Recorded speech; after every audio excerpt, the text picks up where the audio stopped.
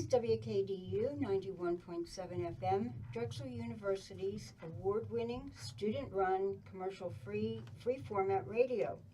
Good morning. You're listening to 1.6 degrees centigrade, rising, and your critical role in climate change, Philadelphia's newest public information program on all matters impacted by climate change. This is your author and host, Diane Davis. And this morning we're talking to Miss Kay Lasker, who is a retired senior citizen who in her working life did medical research working in hospitals and for the pharmaceutical industry. In her retired years, she has taken up videography, where she documents political and civic events. More recently, she has become the producer of a radio program called Hi Neighbor, Have You Heard? It is broadcast on the Germantown section of Philadelphia over WRLG-FM 92.9 megahertz. Ms. Lasker examines contemporary issues by interviewing political figures and activists within those issues. Welcome, Kay. I appreciate your taking the time to come and speak to us today. I know you're very busy. We're going to be talking about the fracking industry, and we really appreciate your coming today and telling us all about your impressions of this very important issue that has everybody engaged. Well, it's my pleasure. Kay, what sparked your interest in examining the world of hydrofracturing, commonly known as fracking? Well, like most people, I started seeing details on the internet, and it seemed interesting, and I kept up with the items coming over the internet, and it seemed to be more and more serious. And since I was previously in the medical area, I have friends who are in the medical area, and they started telling me about meetings they were going to have at their hospitals or someplace, that because there were doctors from like Dimmock and Bradford up in that area coming down to Philadelphia and telling their friends, the other doctors, that they're having a serious medical situation, and they felt that the fracking was causing it. Children had more asthma, adults had developed some cancers, and when they attempted to deal with the administration up there, their mayors and what have you, they were getting nowhere, and then even the Pennsylvania Health Department was not helping them. So they felt that they should come and spread the word. So I started attending those medical seminars, and like you would expect, they specialized in the disease aspect of it. And that's kind of what I knew. I hadn't looked a great deal into the technology. Well, I understand that you had made a short video about fracking in Dimmock, Pennsylvania. How did that come about? The ladies, the organization known as WOLF, it's a Women's International League of Peace and Freedom, approached me, and they knew that I did some videography, and they said, we want to go up there, and would you come along with us and document our trip? So I did. We went up there, and I had been there before because I had started getting more and more interested in it. And so we did the video. So finally I came back home, and I've got to edit this video, all this raw footage that I have. And I decided that I didn't really know enough about it. I had so concentrated on the medical aspects, and I needed to know more. So I started looking into the technology. And the technology was very fascinating, all these new inventions that they have made in order to be able to drill so far down. But the more I looked at it, the more I also realized there's got to be problems. And then my philosophy is, when there's a problem, follow the money. Of course, we've heard about this already. So I started looking at the financing and other financial aspects of the industry, because I was just stuck. I'm saying, what kind of video am I going to make? So as I pursued it, the problems, it became more interesting and more obvious. They're making a profit, but at the expense of the people that live there, and they have extreme disregard for the inhabitants of the area. Well, we've heard this from other guest speakers about the strong-arming tactics, and the money is... Well, it was more than, they paid off the judges. They Yes. tried having court cases. All the people lost their court cases. They paid off the local mayors and people like that, so that the general population was getting nowhere with lawsuits. And on the video, we demonstrate one of those where there's a fellow named Craig who owned a piece of land up there, but he was elsewhere. And his mother was there, but she didn't own the land, but they had the same last name. Right. And they went into the nursing home, told her to sign a paper, and she was in her 90s. She had no idea what she was signing. And they say, we have a complete lease over your land. Oh, wow. And, they have the lawyers, and he doesn't. He's just an average working guy. Yeah. So this was one obvious example, and if they did it to one person, they did it to other people. So there's all these stories that come out. The other thing that I discovered while I was looking around, a lot of people said, well, why did these people, the farmers, give these people permission to go on their land? And when I interviewed people who have been there a long time, they tell the story about when oil first happened, and it happened up in Pennsylvania. Surely. So if you walk around that area, like you're a farmer, it's not unusual that you're going to find an open well. They drilled the well, a long time ago, and maybe they capped it. And this was for surface oil. But through the years, it deteriorated. Sure. So now farmers or people have these pieces of land have to be careful that on their land there isn't an old well. And so when they find them, they have to cap them to protect, animals and children. So there's a long history of that area having oil and the shale. They have known about the shale and the gas for a very long time. The problem they had is, how do they reach the shale? Right. Finally, when they came up with this fracking and ability to turn the rig. Now, if you want to review how that happens, they first drill a hole straight down. And then they adjust the rig so it turns, but not very much, like a couple of degrees, 2-3 degrees, they can turn it. And they keep digging down and turning. Eventually it gets horizontal. And they've got it figured out as to how deep they have to go to hit the shale. So then they go horizontally across the shale formation, and that's where the fracking occurs. They crack the rock, and they're able to collect a whole bunch of the gas that comes out of the horizontal drills. And also with that is the radioactive elements in the sludge that's coming up with the gas. What they do, if you can imagine making a hole. Now this hole goes straight down about a mile. It differs on different areas, but it's like a mile it goes down. And imagine all the debris that has to come out of there to dig a whole mile. Then they turn the drill and they go horizontally. In Dimmock up in there, they're going around 2 miles horizontally.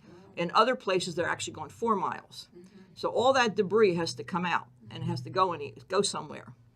And to add to that, in order to get the debris out, they send a mud down. The middle of the drill is like a pipe, and they under pressure they send what they call a drilling mud, and it lubricates the drill, but it's under such high pressure it pushes the debris up, and so they can collect the debris up as it comes, and they continue to drill. So they have a lot of debris at that point between the mud. Minerals that have been in the ground for right. So there's millions of all years. kinds of things that you don't want to get at the surface. Sure. Some of the things may at some time have been at the surface, but because the upper surface has been exposed, they're not a problem. But all this debris comes out, and they have to put it somewhere. Well, I know that EPA, I have a document that EPA had documented for the U.S. Congress because there were so many concerns of citizens about what was coming up out of the ground.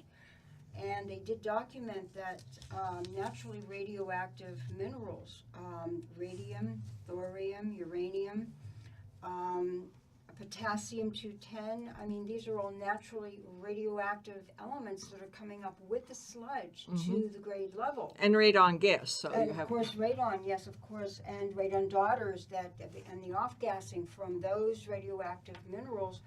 Just, it's in perpetuity.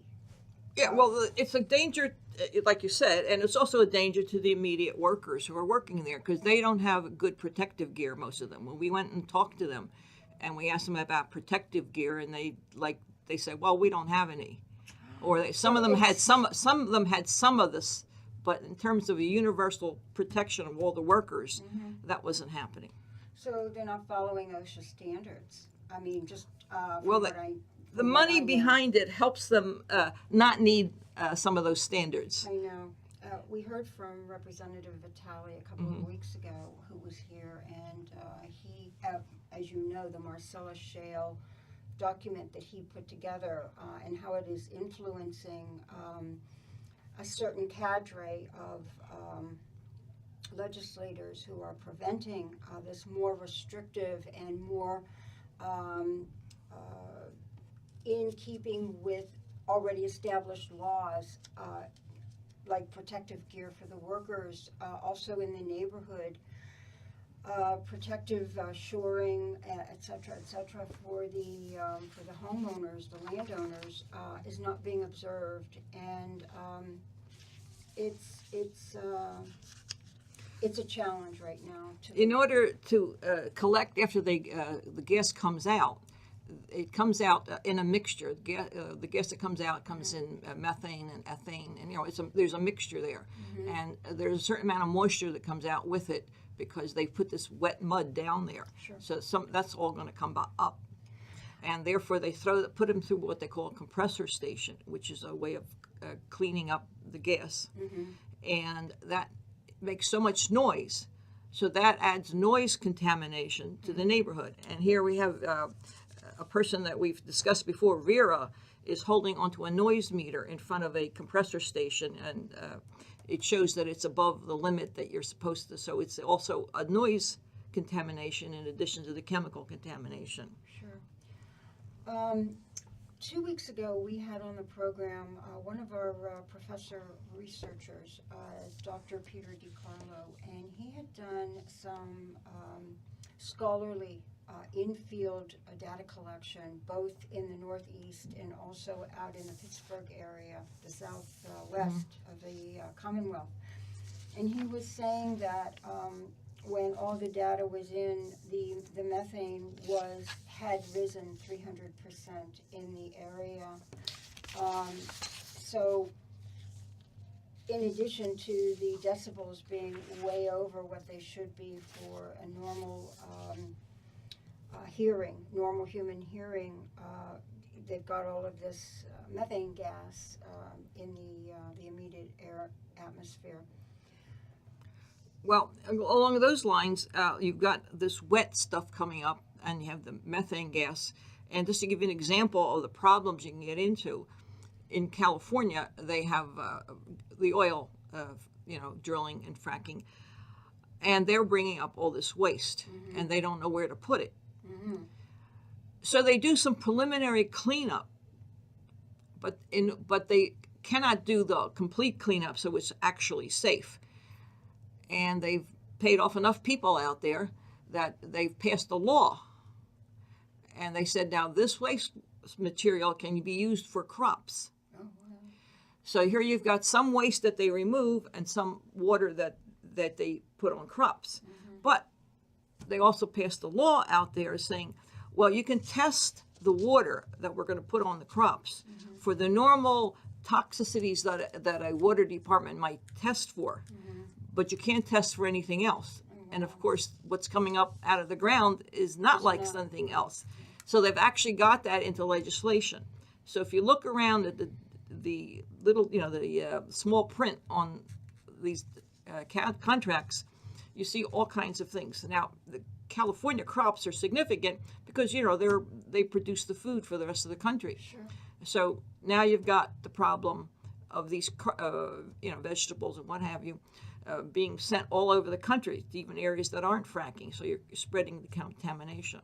This also puts the companies that are growing the crops into trouble because they're afraid that they're going to get a bad reputation and people won't buy their crops. So they're now suing people who've told about this wastewater being used. So it becomes more entangled and more entangled. And it's a bad business all the way around, isn't it? And another area that people lose track of or hasn't been widely understood, we keep talking about the drills going horizontal.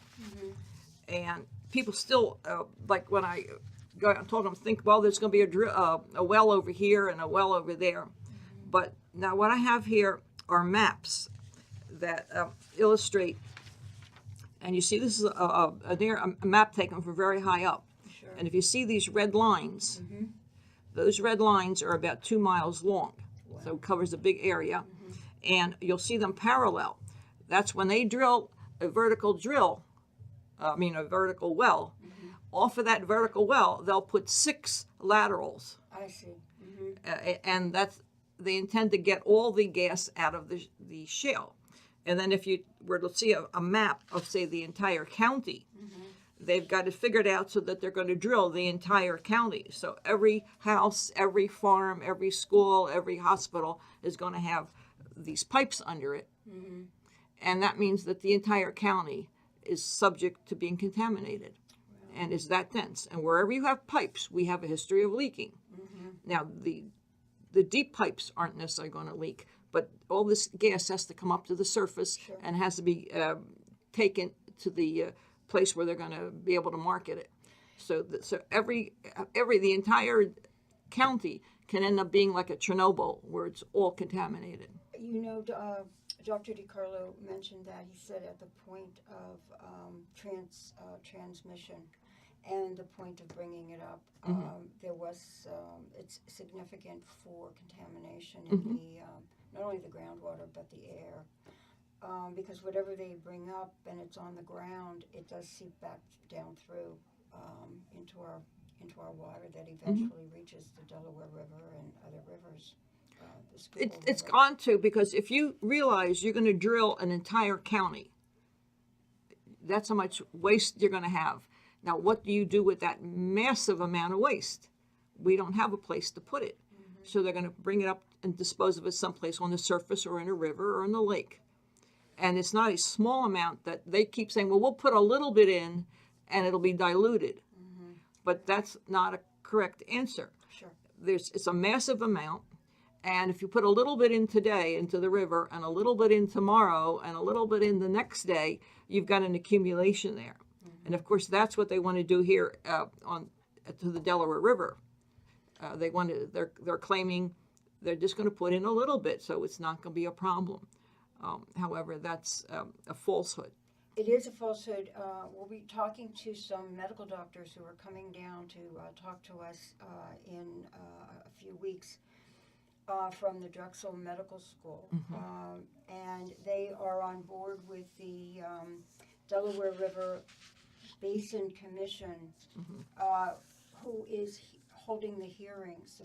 The public comment period ends on the 31st of this month.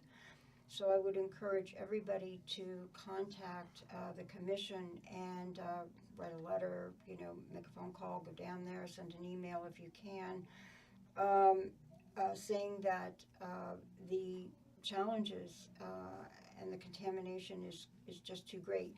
There have been 2 very responsible reports already produced at the university level. University of Pittsburgh published this, and NPR has already commented on it.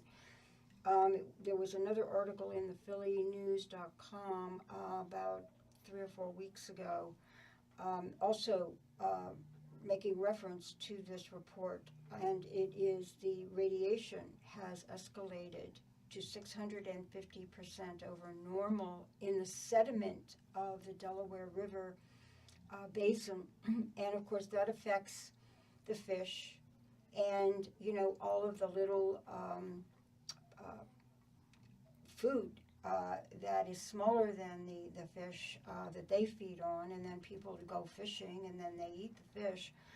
I understand that the governor of New York, Delaware, New Jersey, and possibly Pennsylvania are about to ban fracking in the Northeast because of what it's doing to the causal effects, as you've already mentioned, to the sediment of the Delaware River. I mean, this is a primary source of drinking water for all of us Philadelphians. Mm-hmm. Well, we keep hearing these reports where the governor is going to ban it. And of course, the first one we heard was New York. However, if you start looking at the financial aspects, you kind of see another picture. These people went into New York, they supposedly banned fracking, and they proceeded to build all the infrastructure, some of the pipes, the compressor stations, because they're sitting there saying, we can frack as soon as this guy goes away. Governor And so, Cuomo, yeah, whoever is in their way. So they've actually made the big expense. They've actually spent their money in New York with the infrastructure that they need to deal with it. So the question is it really banned, or is this a temporary thing? Well, that's an interesting the question. financing is an important aspect to look at to find out the truth. And sometimes these stories don't carry through. Now, again, with the financing, then you say, well, the other story they're telling you, well, we have to do this because we need the energy. So if you look at the pipeline that they want to bring, the current pipeline that they want to bring, you look at further into it, it turns out that the Marcellus Shale has a good mixture of ethane and methane. And the ethane can be used for making plastics. In fact, it's financially it's more profitable for the companies than just plain the gas yeah. Well, not just the regular gas that you get, which is a little bit of ethane and more methane. All right, it's a ratio between the two. Now, it turns out that they can separate that out and sell it for making plastic. And there's a big market for this in Europe. And there's even a special plant out in Scotland that's waiting for the Pennsylvania gas. This is why they want to put these export terminals. Now, if you really look at it from a long distance, they're going to disrupt everybody's life. They're going to give them diseases, not for our energy, but for the company to make a profit selling it to Scotland. Surely. So there's no benefit to us, but there is a lot of damage. And that's a financial push that large companies put out. I know we got into this with Representative Vitale several weeks ago when he was our guest speaker, and his recommendation is to vote out the legislators who are putting the interests of these big corporations ahead of what they vowed to do when they took their oath of office, and that was to protect and uphold the land, the environmental laws, of course, and the Constitution, which guarantees drinking water that is pure to drink and air to breathe, and soil that is non-toxic. And right now, as you have mentioned, it's the people of the Commonwealth who are going to be suffering, and it's not just this generation, it's going to be generations in the future, because many women are carrying embryos that are also exposed to whatever the mother is exposed to. And, the number of cases of cancer and childhood leukemia are escalating. They're really, they're escalating. So these are very key issues that we all have to get involved with. We can't really take a step backward. It's not only the climate change issue of burning fossil fuels, it's the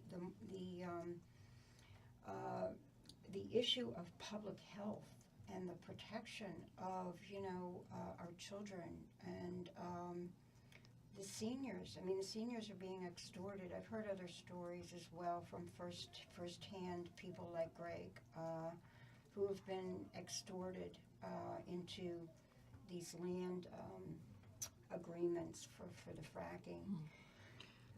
Well, going back to your statement you made about the voting the politicians out, this is why a program like yours is important, because I think the only way you're going to do that by educating the masses as to the actual dangers. Because when we went up and interviewed some of the people up there, some of the workers, part of the story was that I don't have any other job. I have to take this job. They're overworking them. Sometimes they have them working 12 hours a day. And so it's a harsh environment for them to be working in.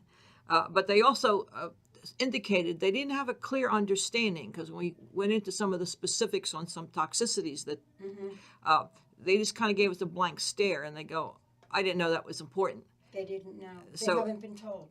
Correct. And if they don't have, they haven't had a technical background to get a chance to get a more technical background, and the newspapers aren't writing about them. Exactly. So a station like, your program becomes very useful for educating people so that they know where to vote or how to discuss it with a politician who has control over it. I would encourage all, I'm just going to take a short minder here and remind all of our listeners that you can go onto my link page, and the link to the Marcellus Shale Influence Money that was written by Representative Vitale. There's a link on there. You can download the report and read it for yourself. And you can get the information firsthand. Well, another issue with the environment, we know that plant material helps clean up the air, and we want to have lots of trees. Sure. All right. These people are moving into this territory and clearing forests, or clearing cropland, land that would have been used for crops, but making it unusable or occupying it with their compressor stations. Sure. So they're reducing the green material while they're increasing the contaminated area. So this is quite a significant. It's a two-for. They're reducing the amount of cleaning that goes on, and they're contaminating. We need the forests and all the green plant material to take our CO2 that we expel and give us back the O2 that they expel. So it's a very happy marriage the way planet Earth was designed. But unfortunately, human activity is interfering with that natural photosynthetic process. Yeah, if you go on the report, there are reports that the forest groups put out, and they indicate the percentage of forest that has already been removed. And of course, Pennsylvania has been known as a nice green state, but we're losing some of our forests to this fracking. Okay, you had mentioned that you had an example of misrepresentation where the people were not told, when you refer to the people, you mean the landowners were not told the whole story of what actually was going to happen and the rights that they were giving up to legally pursue any infractions that the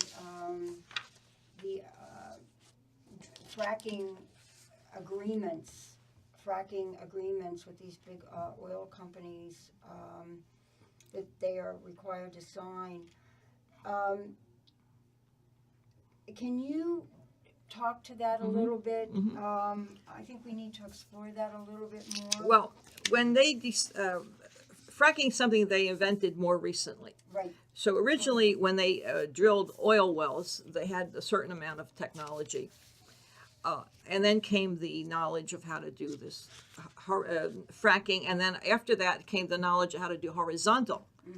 So in the past, since they knew that there was gas in this land, periodically in the past, people would come to the farmer and say, can we rent your land for a month or two, or a short amount of time, and we want to do some drilling.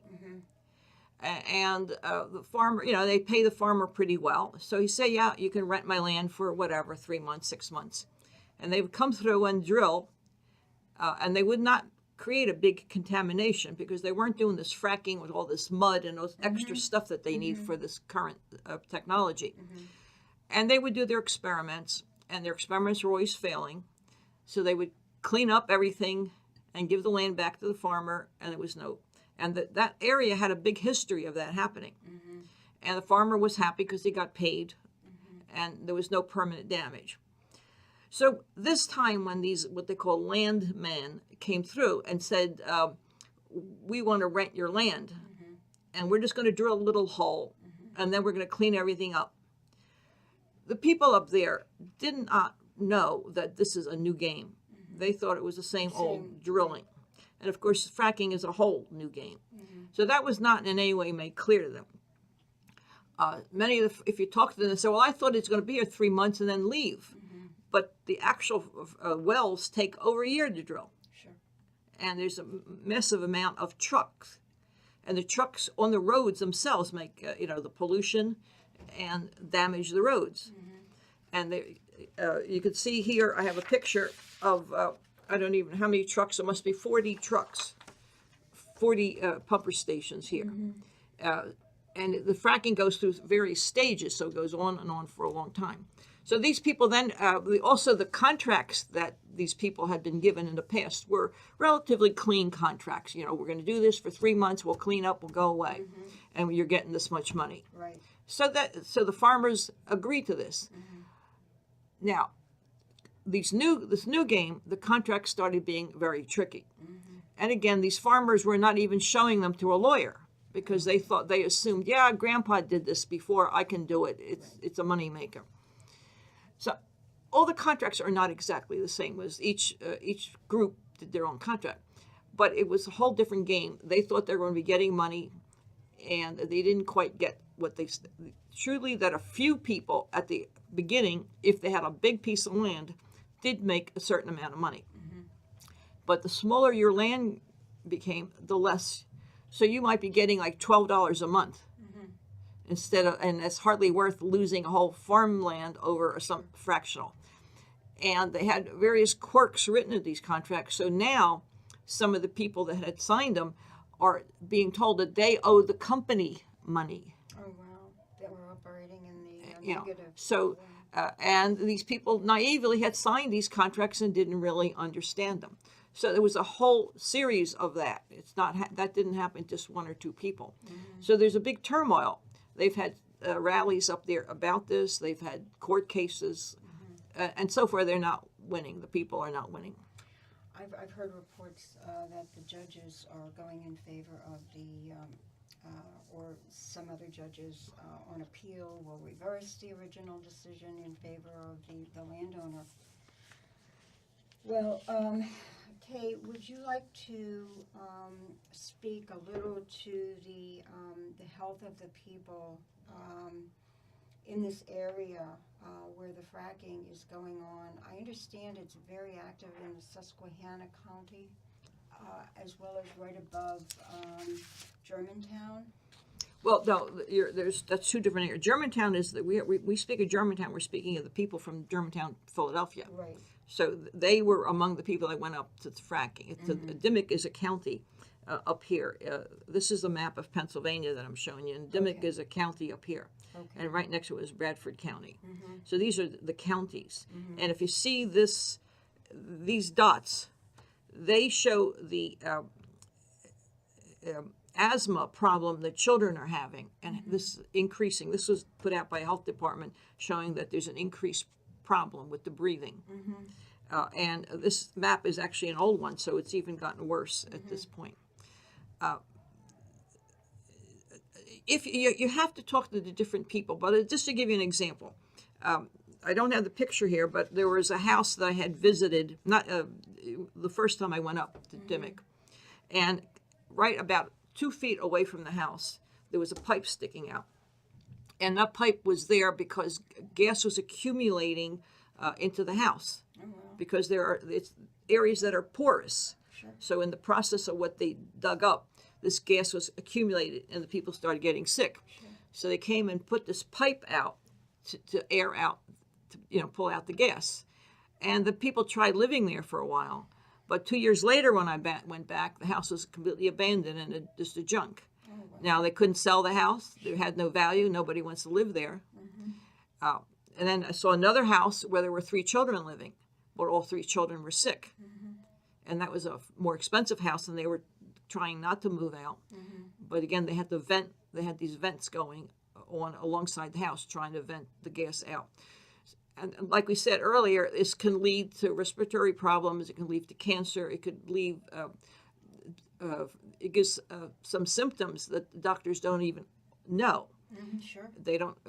And of course, the other rule is they won't tell the doctors what's in the fracking fluid, because if they knew all the chemicals, the doctors might be able to figure out where these symptoms are coming from. Sure. But they've told the doctors, well, no, if we give you the formula, you've got to not to tell anybody else. And they make them sign something, I had heard? Yeah, he has to. The doctors have to no disclosure letter saying that they will keep it a secret. So if they have a patient that they can't figure out, and they feels that it's the fracking contamination, if they sign this no disclosure letter with the fracking company, some of them will give them the formula. So then the doctor could look at the formula and try to resolve the patient's problem. But they can't tell another doctor what the formula is. If the other doctor has a patient with the same symptoms, they can't tell the other doctor. So this is these are all these complex contracts. Sure, Yeah. and issues. For my listeners in my audience, if I can get some of these either photos and or some of the maps that are readily downloadable, I will post them on my link page, www.institutefusenedtech.org. If you go to the first line and click on the name of our program here, that will take you to the links page for all of our speakers and any information like articles, maps, photographs, whatever they will give permission to have put on their on the link page. Well, Kay, it's really been very, very educational. I'm sure that most Philadelphians don't know much about this because they're not in these the more northern counties like Bradford and Dimmock, and only somebody like yourself who has been there and seen things firsthand and listened to the landowners and taken a look at the children who are obviously sick could report on this firsthand. It has been very, very eye-opening, and I want to thank you for taking time out of your very, very busy schedule. I know you're in the field quite often doing work for your own radio program, and so it's been a real pleasure, and we just wanted to thank you very much for coming down out of your, from Germantown, out of your very busy schedule to be with us and share all of this information with us. Well, thank you for having me down and let me see what's going on in the Drexel campus. For our listening audience, I just want to remind you that the period for public comment will expire on the 31st of this month. I'm going to have some other guests who have been attending the hearings at the Delaware River Basin Commission in follow-up. Tracy Colucci has agreed to do a very quick segment with us because she's been attending the hearings, and just recently I found out that from her that the comment period was going to expire very soon. So I wanted to get her on to give you further information. So until next Monday, we say goodbye to our listening audience. And again, thank you, Kay, for coming down. Thank you.